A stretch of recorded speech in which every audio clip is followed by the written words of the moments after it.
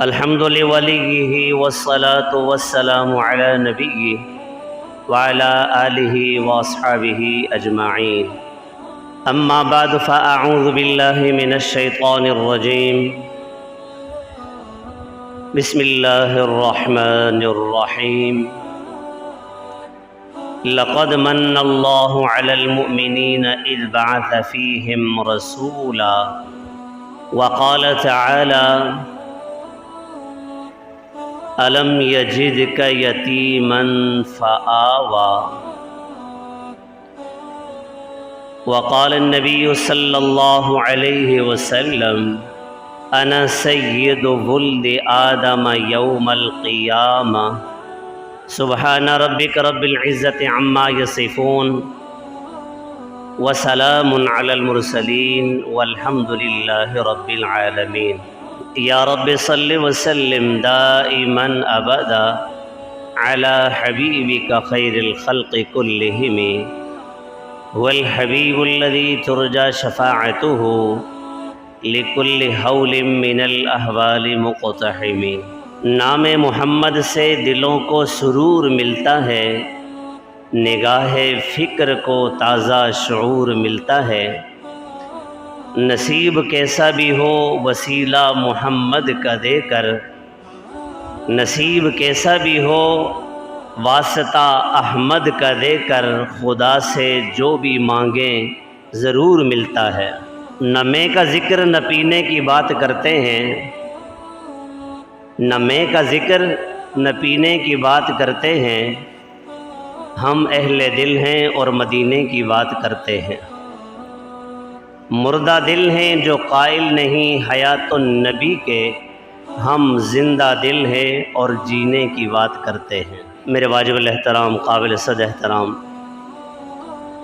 عزیز بھائیوں، دوستوں اور میرے بزرگوں، ربیع الاول کا مہینہ رواں دواں ہے. جمعۃ المبارک کی بابرکت ساعات چل رہی ہیں، گھڑیاں چل رہی ہیں، مقبول اوقات ہیں. ربیع الاول کا مہینہ وہ مبارک مہینہ ہے کہ جس مہینے میں میرے اور آپ کے پیغمبر سرور کونین، ساقی کوثر، شافع محشر، عبداللہ کے در یتیم، آمنہ کے لال، حبیب کبریا، احمد مجتبیٰ، محمد مصطفیٰ صلی اللہ علیہ وسلم کی آمد اس مہینے میں ہوئی. حضور پاک علیہ السلام کی آمد سے قبل ہر طرف ظلم و بربریت تھی، ہر طرف ظلم کا اندھیرا ہی اندھیرا چھایا ہوا تھا. چھوٹی چھوٹی بات پہ برسوں لڑائیاں چلتی تھی، جہالت اپنی انتہا کو تھی. لڑائی جھگڑے فسادات کا کوئی موقع وہ لوگ ضائع نہیں کرتے تھے. چھوٹی چھوٹی باتوں پہ برسوں لڑتے تھے.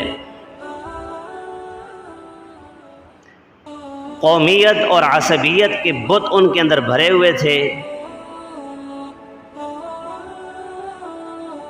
غرض یہ کہ حضور کی آمد سے قبل ہر طرف ظلم اور بربریت،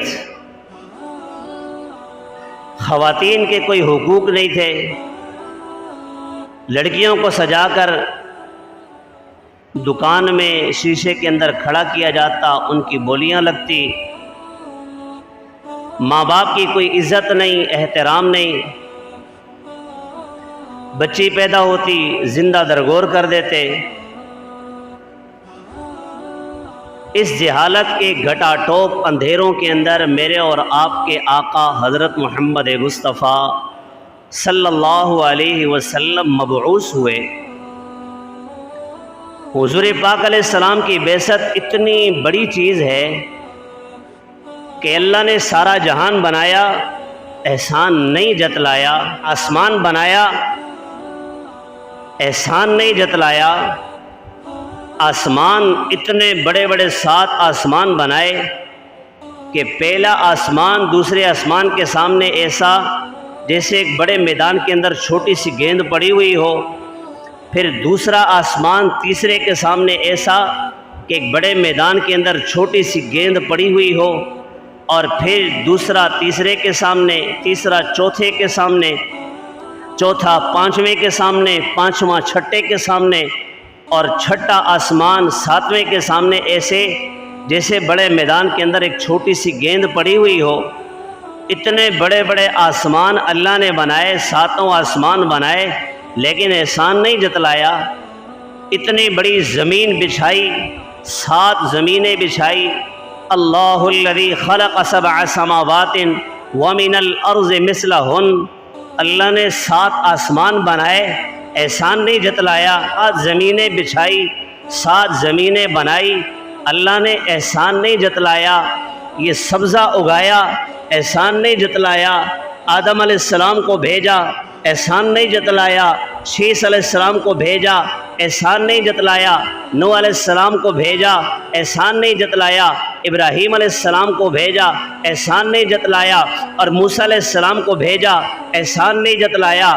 اور اسی طرح قوم عاد کی طرف ان کے نبی کو مبعوث فرمایا، اور قوم عاد کی طرف ان کے نبی کو مبعوث فرمایا۔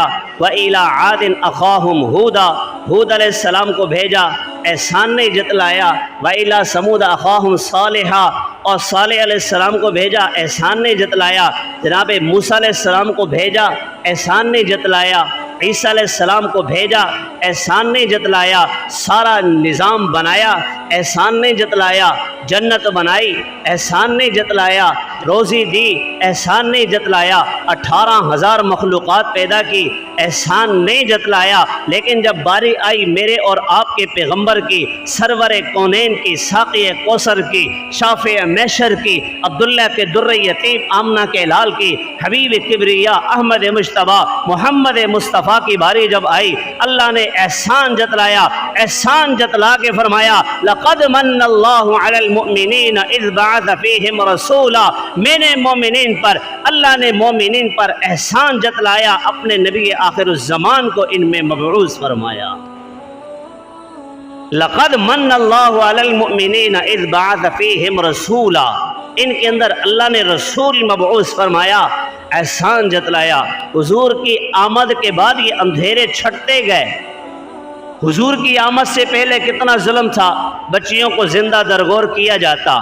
ایک شخص نے آ کر اپنی بیٹی کا واقعہ سنایا کہ میں نے بیٹی کو زندہ درگور کیا۔ حضور پاک علیہ السلام کو یہ سارا قصہ سنایا، حضور پاک علیہ السلام بھی رونے لگے، صحابہ کرام بھی رونے لگے، سارے حضرات رو رہے تھے کہ ظالم تو نے اتنا بڑا ظلم کر لیا۔ جب وہ بچی تجھے کہہ رہی تھی ابا میں تیرے گھر نہیں آؤں گی، جنگل میں رہ کر گزارا کر لوں گی، پتے کھا کر میں گزارا کر لوں گی، تو ظالم تو نے اسے چھوڑ کیوں نہ دیا، اور تو نے اسے زندہ چھوڑ کیوں نہ دیا۔ وہ شخص بھی رو رہا ہے، حضور بھی رو رہے ہیں، حضور کے صحابہ بھی رو رہے ہیں۔ اس موقع پر میرے اور آپ کے پیغمبر نے فرمایا کہ جس کی 2 بیٹیاں ہوں، اپنی 2 بیٹیوں کی تربیت کی، پالا پوسا، اچھے گھر میں اس کی شادی کی، کل قیامت کے دن وہ شخص جنت میں میرے ساتھ ایسے ہوگا جیسے یہ 2 انگلیاں ساتھ ہیں۔ اللہ نے عورتوں کو حقوق دیے، میرے محبوب کی آمد سے قبل کوئی حقوق نہیں تھے۔ خواتین کے مخصوص ایام میں انہیں جنگل ویرانے میں کمرہ بنایا، اس طرف بھیج دیا کہ وہاں دن گزاریں، لیکن میرے اور آپ کے پیغمبر کی آمد کے بعد خواتین کو حقوق مل گئے۔ میرے اور آپ کے پیغمبر کی آمد کے بعد ایسی خواتین جنگل میں وقت نہیں گزارتی، باعزت طریقے سے اپنے گھر میں وقت گزارتی ہیں، اور اگر بیوی ہے تو بیوی کے ہاتھ کا کھانا کھایا جاتا ہے، بیٹی ہے بیٹی کے ہاتھ کا کھانا کھایا جاتا ہے، اور خاتون جو بھی ہے اسی گھر کے اندر عزت سے رہتی ہے۔ لیکن حضور کی آمد سے قبل اتنا ظلم ہے کہ حضور کی آمد سے پہلے ایسی خواتین گھر میں وقت نہیں گزار سکتی تھی، جنگل ویرانے میں اپنے مخصوص ایام پورے کرتے تھے۔ لیکن میرے اور آپ کے پیغمبر جب آئے تو روشنیاں چھٹنا شروع ہوئی، اندھیرے ختم ہوئے، روشنیاں شروع ہو گئی۔ جس طرح بارش ہوتی ہے، بارش کے آنے سے پہلے मौसम में चेंजिंग आती है, मौसम में तब्दीली आती है, बादल आते हैं और फिर ठंडी ठंडी और मज़ेदार किस्म की हवाएं चलती हैं। और ठंडी हवा जब चलती है, उस ठंडी हवा के बाद फिर मौसम खुशगवार होता है और फिर उसके बाद छमाछम बारिश बरसना शुरू हो जाती है। मेरे और आपके पैगंबर के आने से पहले हर तरफ जुल्म था, लेकिन मेरे महबूब जब आने लगे, हुजूर के आमद के करीब का ज़माना, अल्लाहु अकबर कबीरा, हुजूर पाक अलैहिस्सलाम को नबूवत मिली 40 साल के बाद मिली। लेकिन उलमा ने लिखा है, किताबों में आता है, हदीस की किताबों में आता है, अल्लाह के महबूब ने फरमाया, मैं उस वक्त में था कि जिस वक्त आदम अलैहिस्सलाम पानी और मट्टी के दरमियान थे। अल्लाह ने मुझे उस वक्त बना दिया था, लेकिन अल्लाह ने हुजूर का ज़ुहूर फिर बाद में फरमाया। इसलिए मेरे नबी का लक़ब अव्वल भी है, मेरे नबी के नामों में अव्वल भी मिलेगा, मेरे महबूब के नामों के अंदर आखिर भी मिलेगा।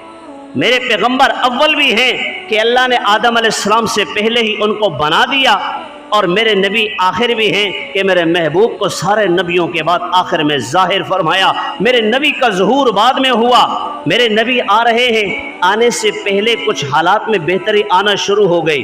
अब्दुल मुत्तलिब नबी अलैहिस्सलाम के दादा, उनके मुताल्लिक़ किताबों में लिखा है, बड़े खूबसूरत, बड़े हसीन, बड़े जमील महजबीन और बड़ा रौबदार किस्म का चेहरा, बड़े रौबदार आदमी थे, और वो ज़िना कभी नहीं करते थे, उन्होंने ज़िना नहीं किया।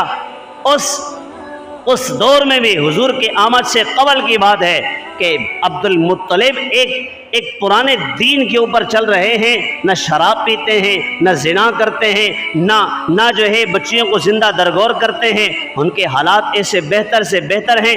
अल्लाहु अकबर कबीरा। हुजूर पाक अलैहिस्सलाम की आमद करीब है। हुजूर की आमद से 50 या 55 दिन पहले एक वाक़या पेश आता है। उस वाक़े को वाक़े फ़ील कहते हैं। उसका जिक्र कुरान करीम के अंदर भी मिलता है, अहादीस के अंदर भी मिलता है, तवारीख़ के अंदर भी मिलता है। बड़ी मशहूर बात है, बड़ा मशहूर वाक़या है, जिसे कुरान करीम के अंदर यूँ बयान किया, अलम तरा कैफ़ फ़अल रब्बुका बि अस्हाबिल फ़ील। मेरे महबूब, आपने क्या देखा नहीं कि अल्लाह ने हाथी वालों के साथ क्या किया? हाथी वालों का क्या हशर हुआ, अल्लाह ने उनके साथ क्या किया? ये जब अब्दुल मुत्तलिब का ज़माना था, हुजूर की आमद के करीब 50-55 दिन पहले कि हुजूर आने वाले हैं, मौसम खुशगवार होने वाला है, अब बारिश आने वाली है, बारिश से पहले बादल आ गए हैं, ये बारिश आने वाली है, इससे पहले ठंडी ठंडी हवाएं चलना शुरू हो गई हैं। हुजूर पाक अलैहिस्सलाम की आमद से पहले अब्दुल मुत्तलिब का ज़माना है। एक शख्स उठा, उस शख्स ने सोचा कि ये अरब बैतुल्लाह का जाके तवाफ़ करते हैं, उसकी इज़्ज़त करते हैं, उसका एहतराम करते हैं। नजाशी शाह हबशा, उसका एक हाकिम, यमन का हाकिम अबरहा ने कहा कि ये अरब लोग जाके बैतुल्लाह का तवाफ़ करते हैं, क्यों ना मैं ईसाइयों के लिए यहाँ पे एक खूबसूरत घर बना लूँ, ईसाइयों के लिए एक गिरजा बना लूँ। उसने ये सोचा और फिर पैसा लगाया, इतना पैसा लगाया कि उस इमारत को सजाया, खूबसूरत इमारत बनाई और तवाफ़ के लिए जगह बनाई कि अब तुम्हें तवाफ़ के लिए कहीं जाने की ज़रूरत नहीं है, अब तुम्हें तवाफ़ के लिए बैतुल्लाह पहुँचने की ज़रूरत नहीं है, लंबे चौड़े सफ़र करने की ज़रूरत नहीं है। मैंने तुम्हारे लिए मुक़द्दस मकाम बना लिया, तुम्हारे लिए बड़ा आलिशान मकान बना दिया, अब इसी का तवाफ़ किया करो, अब यहीं पे आके तवाफ़ किया करो। बनी किनाना के एक शख्स ने जब देखा कि ये बैतुल्लाह के मुकाबले में, अगरचे उस दौर में बहुत सारे लोग मुशरिक भी थे, काफिर भी थे, मुशरिक होने के बावजूद बैतुल्लाह का एहतराम उनके दिल के अंदर था। इसलिए किताबों में मिलता है कि मुशरिकीन बैतुल्लाह का नंगा तवाफ़ करते थे, बग़ैर कपड़ों के तवाफ़ करते थे। जब उनसे पूछा गया कि तुम नंगा तवाफ़ क्यों करते हो, तो उनका जवाब सुने, बैतुल्लाह की इज़्ज़त, इतना एहतराम, अगरचे जहालत है, अगरचे गलत है, लेकिन उनके दिल के अंदर बैतुल्लाह का इतना एहतराम, वो कहते थे कि हम इन गंदे कपड़ों के साथ बैतुल्लाह का तवाफ़ कैसे करें। ان کے دل میں عزت احترام۔ بنی کنانہ کے ایک شخص نے جا کر اس گرجا کے اندر پخانہ کر لیا اور وہاں سے وہ چلا گیا، بھاگ گیا کہ تو بیت اللہ کے مقابلے میں گرجا بناتا ہے، بیت اللہ کے مقابلے میں گھر بناتا ہے، بیت اللہ کے مقابلے میں عمارت کھڑی کرتا ہے، طواف وہاں نہیں یہاں کریں گے، ایسا کبھی نہیں ہو سکتا۔ اس نے وہاں جا کے پخانہ کر لیا۔ جب اسے پتہ چلا، کسی بتانے والے نے بتایا کہ بنی کنانہ کے ایک شخص نے یہاں پہ یہ پخانہ کیا ہے، ابرہہ غصے میں آ گیا۔ اس نے بڑا لشکر تیار کیا، اس نے ہاتھی تیار کیے کہ ان کو زنجیریں وغیرہ باندھ کر بیت اللہ کو جب باندھیں گے اور بیت اللہ کو گرائیں گے، نعوذ باللہ، اس کی یہ نیت تھی۔ ہاتھیوں کو ساتھ لیا، لشکر ساتھ لیا، پیسہ اس کے پاس تھا، دولت اس کے پاس تھی، حکومت اس کے پاس تھی، پاور اس کے پاس تھی، اور اس پاور میں وہ فرعون بن رہا تھا۔ سب کو جمع کیا، اپنے لشکر میں ملایا اور چلنے لگا۔ راستے میں درمیان میں جتنے لوگ آتے ہیں سب کو، جو اس کی اتباع نہیں کرتے، جو اس کی بات نہیں مانتے، اس کی بات کی تائید نہیں کرتے، ان کو قتل کرتا جاتا ہے۔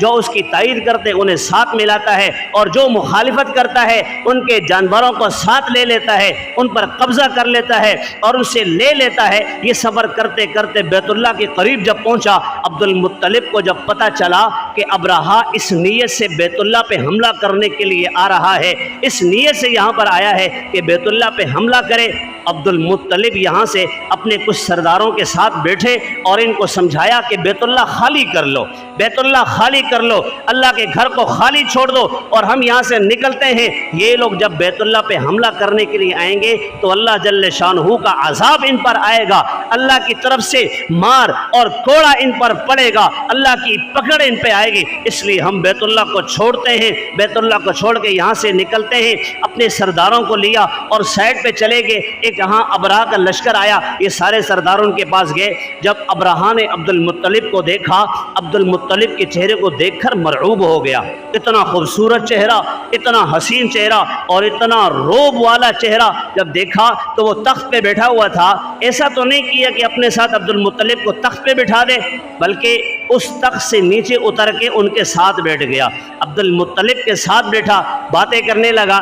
باتوں باتوں میں تعارف ہوا۔ عبد المطلب نے کہا کہ میرے 200 اونٹ آپ نے پکڑے ہیں، مجھے میرے 200 اونٹ دے دیں۔ ابرہہ کہنے لگا تمہارا اتنا روب مجھ پر تھا، لیکن تم نے اللہ کے گھر کی بات نہیں کی، اپنے اونٹوں کی بات کرنے لگے ہو، تمہیں اپنے اونٹوں کی فکر ہے، تم تو اس کے متولی ہو، تمہیں تو بیت اللہ کی بات کرنی چاہیے، تمہیں تو کہنا چاہیے تھا کہ بیت اللہ کو کچھ نہ کرو، منت کرنے کے لیے آتے تم، لیکن تم نے تو اپنی ملکیت کی بات کی، بیت اللہ کی بات ہی کوئی نہیں کی۔ عبد المطلب نے بڑا پیارا جواب دیا۔ عبد المطلب کہنے لگے کہ یہ اونٹ میری ملکیت ہے، اس کا مالک میں ہوں، بیت اللہ کا مالک وہ اللہ ہے، مجھے میرے اونٹوں کی ضرورت ہے، میں اس کی حفاظت چاہتا ہوں، میں اپنے اونٹ واپس چاہتا ہوں۔ یہ بیت اللہ اللہ کا گھر ہے، اللہ اس کی حفاظت خود کرے گا، اللہ اس کی حفاظت خود کرے گا۔ اس نے کہا ٹھیک ہے بھائی، عبد المطلب کو 200 اونٹ دے دو، یہ تو ہم سے مقابلہ نہیں کرتے، چلو ان کو اونٹ دے دو۔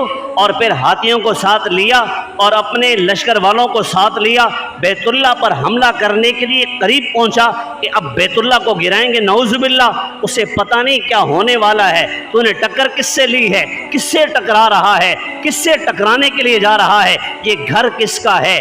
یہ صدر کا گھر نہیں ہے، یہ وزیر اعظم کا گھر نہیں ہے، یہ کسی مالدار کا گھر نہیں ہے، کسی چودھری کا گھر نہیں ہے، یہ کسی وڈیرے کا گھر نہیں ہے، یہ کسی خان کا گھر نہیں ہے، یہ اللہ کا گھر ہے، اللہ کا گھر ہے، تم اسے گرانے کے لیے آئے ہو۔ جب یہ اپنے ہاتھیوں کو لے کر آگے گیا، پھر کیا ہوتا ہے، اللہ نے چھوٹے چھوٹے پرندے بھیجے جنہیں ابابیل کہا جاتا ہے۔ الم تر کیف فعل ربک باصحاب الفیل الم یجعل کیدہم فی تضلیل وارسل علیہم طیرا ابابیل ترمیہم بحجارۃ من سجیل فجعلہم کعصف مأکول छोटे छोटे परिंदे, उनकी चोंच के अंदर छोटी छोटी कंकरियां हैं। वो बहुत सारे परिंदों के गोल आए और आते हुए उनकी एक उनकी चोंच के अंदर कंकरी और एक उनके पंजे के अंदर कंकरी, दो कंकरियां लेकर आए। ये छोटी मखलूक उनसे मुकाबला करने के लिए आई है। तुम अल्लाह से लड़ने के लिए आए हो,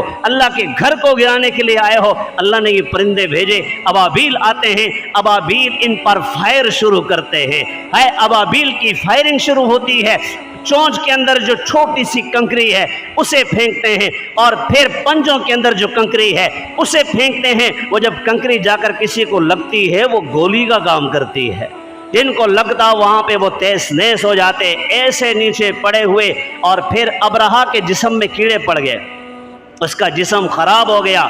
इसी तरह उसका एक उज़ू बिगड़ा, फिर दूसरा तीसरा, जिस्म सारा उसका कीड़ों से भर गया। इसी हालत में वो मुर्दार हुआ।